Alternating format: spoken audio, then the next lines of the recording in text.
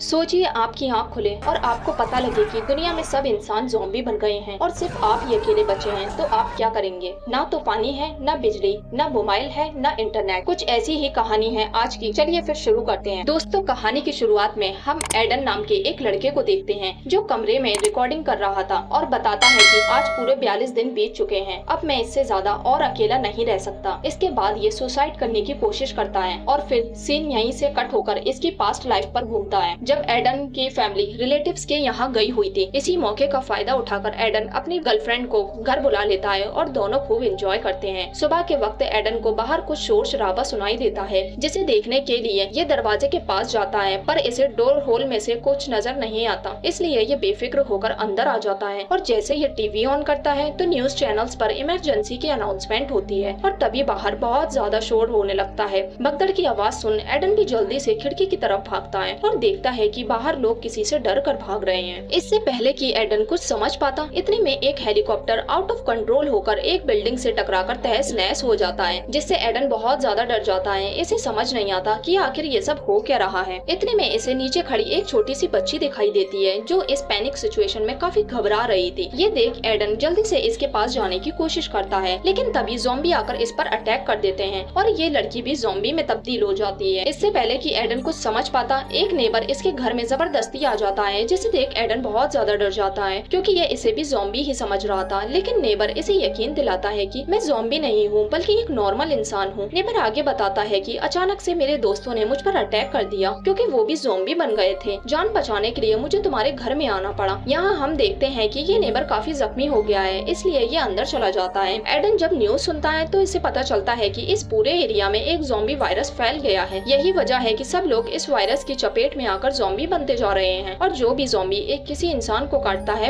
वो भी ज़ॉम्बी बनने लगता है। ये सुन एडन भी एक चाकू उठा लेता है और नेबर की तरफ बढ़ने लगता है क्योंकि उसे भी ज़ॉम्बी ने काट लिया था। नेबर इसे समझाता है कि मैं इन्फेक्टेड नहीं हुआ हूँ, लेकिन इतना कहने के कुछ मिनट बाद ही इसकी आंखें लाल होने लगती हैं, यानी ये भी ज़ॉम्बी बन रहा था। इसलिए एडन सही वक्त पर इसे घर से बाहर निकालकर दरवाजा लॉक कर लेता है। डोर होल से जब एडन बाहर देखता है तो उसे ज़ॉम्बी दिखाई देते हैं जो दूसरे इंसानों को खा रहे थे। एडन हालातों का जायजा लेने के लिए न्यूज सुनने लगता है, जिस पर बताया जाता है कि इस इन्फेक्शन से बचने के लिए लोगों को घरों में रहना होगा, यानी एक तरह से इन लोगों को क्वारंटाइन कर दिया गया था। एडन जल्दी से अपने पेरेंट्स को कॉल करता है, पर अफसोस नेटवर्क ना होने की वजह से कांटेक्ट नहीं हो पाता, जिससे एडन और ज्यादा परेशान हो जाता है। पर किस्मत से थोड़ी देर बाद नेटवर्क आ जाते हैं और एडन के फादर मैसेज कर इससे पूछते हैं कि क्या बेटा तुम ठीक हो? बाहर ज़ॉम्बीज आ गए हैं, इसलिए तुम घर से बाहर मत निकलना और सभी डोर्स को अच्छे से लॉक करके रखना। दूसरा मैसेज मॉम का आता है जो एडन को कॉल करने के लिए कहती है। एडन जब कॉल करता है तो नेटवर्क नहीं होते, जिससे एडन और ज्यादा परेशान हो जाता है, पर ये फिर खुद को समझा लेता है कि अब इसे ऐसे ही अकेले घर में रहना है। एडन बाहर का जब नजारा देखता है तो पूरी दुनिया तबाह बर्बाद हो चुकी होती है। काफी बिल्डिंग जल रही होती हैं, हर जगह सिर्फ ज़ॉम्बीज का ही कब्जा होता है और इसी टफ सिचुएशन में अब एडन को सरवाइव करना था। इसके अलावा एडन के पास कोई और चॉइस भी तो नहीं थी, इसलिए अब ये खुद को समझा लेता है और मिरर पर डे 1 लिखता है और फिर फैमिली फोटो पर स्टे अलाइव का नोट लिखकर खुद को जिंदा रहने का मोटिवेशन देता है। इस तरह दिन गुजरते जाते हैं और एडन अपने पेरेंट्स को कॉल करने की कोशिश करता है, पर अभी सिग्नल की प्रॉब्लम रहती है। एडन ज़ॉम्बीज से बचने के लिए घर के दरवाजे पर फ्रिज लगा देता है ताकि ज़ॉम्बीज अंदर ना आ पाएं। अभी एडन ज़ॉम्बीज से बचने के उपाय कर ही रहा था कि इतने में न्यूज चैनल पर बताया जाता है कि पानी भी दिन ब दिन खत्म होता जा रहा है, इसलिए ज्यादा से ज्यादा पानी स्टोर करके रखें। साथ ही ये भी बताया जाता है कि भले ये इंसान 3 हफ्ते तक खाना ना खाएं तो जिंदा रह लेंगे, लेकिन 3 दिन तक अगर पानी ना मिले तो उनकी डेथ हो जाएगी। इसके बाद एडन अपनी खुद की वीडियो रिकॉर्डिंग करता है, जिसमें ये बताता है कि आज मुझे ज़ॉम्बीज के बीच सरवाइव करते हुए पूरे 7 दिन गुजर गए हैं। ये पहली बार है जब मुझे इतने दिन अकेले बिताने पड़ रहे हैं। इतने में फिर से इसे ज़ॉम्बीज की आवाज सुनाई देने लगती है। एडन हिम्मत करके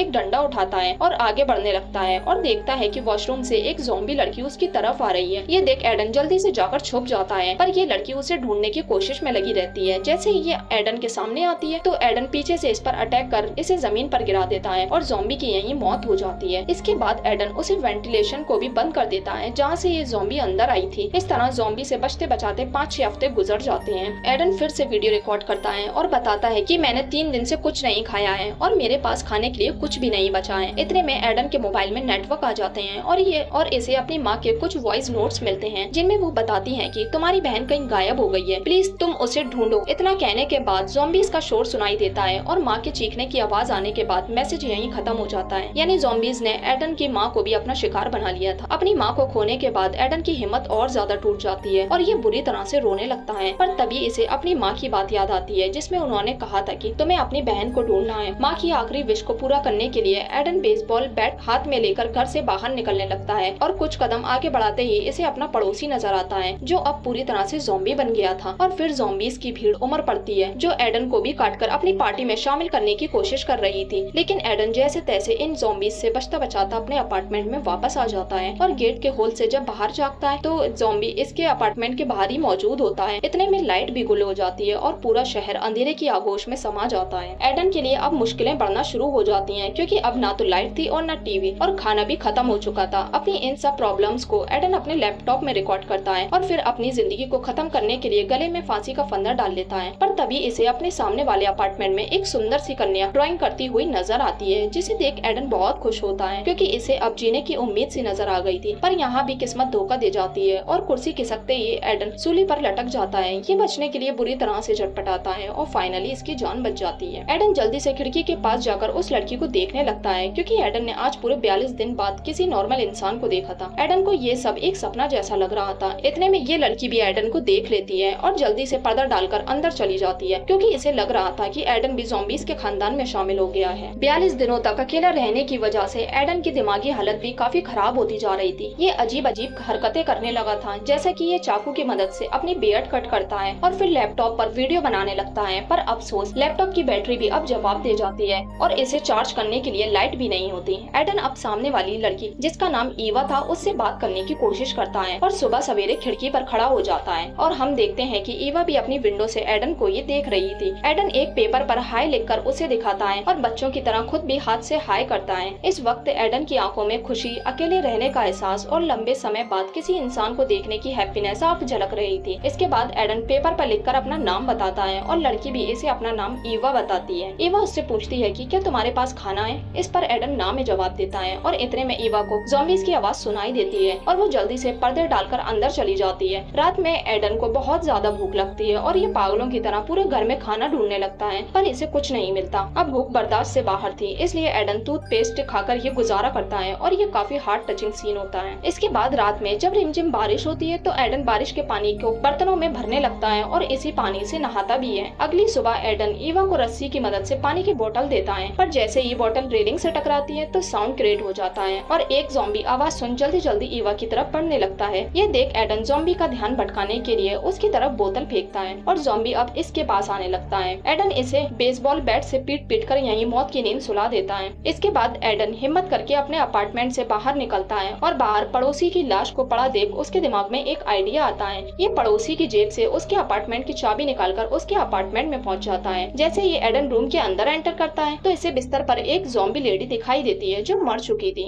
एडन इसकी तरफ हेलमेट फेंककर ये कंफर्म करता है कि सच में ये मरी है या नहीं। कंफर्म करने के बाद ये फ्रिज में से खाना इकट्ठा करने लगता है और खाने के साथ साथ कुछ जरूरी चीजें भी अपने पास जमा कर लेता है। इसी बीच एडन को एक टूल भी मिलता है जिसकी मदद से एक बिल्डिंग से दूसरी बिल्डिंग आसानी से पहुंचा जा सकता था। अभी एडन सब सामान कलेक्ट कर ही रहा होता है कि इतने में पीछे से एक ज़ॉम्बी आकर इस पर हमला कर देता है। पर एडन भी घबराता नहीं है बल्कि हिम्मत करके इस ज़ॉम्बी का सामना करता है और उसे बेरहमी से मौत की सजा देता है। सब सामान लेने के बाद अब एडन अपने अपार्टमेंट की तरफ जाने लगता है पर यह रास्ता ज़ॉम्बीज से भरा हुआ था। एडन भी दबे पांव धीरे धीरे इन ज़ॉम्बीज के बीच से गुजरते हुए अपार्टमेंट की तरफ बढ़ता है और फाइनली अपने अपार्टमेंट में आकर चैन की सांस लेता है। एडन को डर था कि कहीं ज़ॉम्बी से फाइट के दौरान उसे चोट न आई हो। एडन कपड़े उतारकर अपनी पूरी बॉडी चेक करता है पर कोई भी काटने का निशान नहीं होता। जब एडन अपना बैग चेक करता है तो इसे 2 वॉकी टॉकी मिलते हैं जिसे देख एडन की खुशी का ठिकाना नहीं रहता क्योंकि अब वो महीनों बाद इनकी मदद से किसी इंसान से बात कर सकता था। एडन रात में ही अपने बिल्डिंग से नीचे उतरकर एक वॉकी टॉकी ईवा के अपार्टमेंट की तरफ फेंकता है पर इस आवाज से ज़ॉम्बीज इनकी तरफ अट्रैक्ट होकर आने लगते हैं। लेकिन एडन जो अब ज़ॉम्बीज के बीच सरवाइव करना सीख गया था वो जल्दी से अपने अपार्टमेंट में वापस आ जाता है। अगली सुबह ईवा और एडन दोनों वॉकी टॉकी के जरिए एक दूसरे से बात करते हैं। इसके बाद एडन अपने वॉशरूम के वेंटिलेशन की मदद से दूसरे अपार्टमेंट में जाकर खाना तलाशने की कोशिश करता है और जैसे ही आगे बढ़ता है तो इसकी चीख निकल जाती है क्योंकि यहाँ भी एक ज़ॉम्बी की डेड बॉडी थी। खैर किसी तरह एडन दूसरे अपार्टमेंट में पहुँच जाता है और यहाँ बहुत सारा खाना देखकर बहुत खुश होता है और इसकी खबर ईवा को भी देता है और साथ ही ये भरोसा भी दिलाता है कि मैं तुम्हें भी अपने अपार्टमेंट में जल्दी ले आऊंगा। तभी एडन को कुछ आहट महसूस होती है। जैसे ये पीछे मुड़कर देखता है तो एक बूढ़ा आदमी हाथ में हथियार लिए खड़ा होता है और एडन से यहाँ आने की वजह पूछता है, जिस पर एडन बताता है कि मैं खाना ढूंढते ढूंढते यहाँ आया। बूढ़ा आदमी इसे कुछ नहीं कहता और बड़े प्यार से खाने का सामान देता है, पर जैसे ही बूढ़े आदमी के कहने पर एडन बोतल उठाने के लिए पीछे मुड़ता है, बूढ़ा आदमी इसके सर पर अटैक कर इसे यहीं बेहोश कर देता है। जब एडन की आंख खुलती है तो उसके हाथ रस्सी से बंधे होते हैं और सामने बूढ़ा आदमी बैठा होता है, जबकि बेड से उसकी वाइफ जो ज़ॉम्बी बन चुकी थी वो बंधी होती है। बूढ़ा आदमी कहता है कि साइंटिस्ट जल्दी ही ज़ॉम्बी वायरस का क्योर बना लेंगे और मेरी बीवी ठीक हो जाएगी, लेकिन तब तक इसे खाने के लिए मांस देना होगा और इस बार मेरी वाइफ का खाना तुम बनोगे। बूढ़ा आदमी एडन को अकेला छोड़ यहाँ से चला जाता है, पर एडन किसी तरह खुद को रस्सियों से आजाद कर भागने की कोशिश करता है, पर इतने में बूढ़ा आदमी रूम में आ जाता है और एडन इसे धक्का देकर यहाँ से बच निकलता है और बूढ़े आदमी को उसकी वाइफ अपना शिकार बना लेती है। एडन जल्दी से सारा सामान लेकर अपने अपार्टमेंट में आता है और ईवा इसे बताती है कि उसके अपार्टमेंट में ज़ॉम्बी घुस आए हैं। ईवा को बचाने के लिए एडन हीरो की तरह उसके अपार्टमेंट की तरफ छलांग लगाता है, पर अफसोस पैर स्लिप होने की वजह से एडन नीचे जा गिरता है और ज़ॉम्बीज इसकी तरफ बढ़ने लगते हैं। ये देख ईवा जल्दी से बेडशीट को रस्सी की तरह इस्तेमाल कर एडन को ऊपर आने को कहती है। एडन के ऊपर चढ़ने के साथ साथ ज़ॉम्बी भी ईवा के अपार्टमेंट की तरफ बढ़ने लगते हैं। ये देख एडन एक फ्लोर नीचे ही रुककर बेडशीट को काट कर ज़ॉम्बी को ऊपर आने से रोक देता है और फिर ईवा भी एडन के पास आ जाती है। एडन ईवा को लेकर अपने अपार्टमेंट में जाने की कोशिश करता है, पर बीच रास्ते में दो ज़ॉम्बी इन्हें घेर लेते हैं, पर ईवा एक को मारकर खत्म कर देती है और दूसरे से एडन निपटता है और फाइनली दोनों अपने अपार्टमेंट में आ जाते हैं। एडन को लग रहा था कि ज़ॉम्बी ने उस पर हमला कर उसे जख्मी कर दिया है, इसलिए ये ईवा को बेसबॉल बैट देकर उसे मारने को कहता है, पर जब अपने कपड़े उतार कर चेक करता है तो उसके शरीर पर कोई जख्म नहीं होता। ये देख दोनों बहुत खुश होते हैं और डिसाइड करते हैं कि अब हम साथ मिलकर ज़ॉम्बीज का मुकाबला करेंगे और फिर एडन ईवा को गले लगा लेता है और मूवी यहीं खत्म हो जाती है।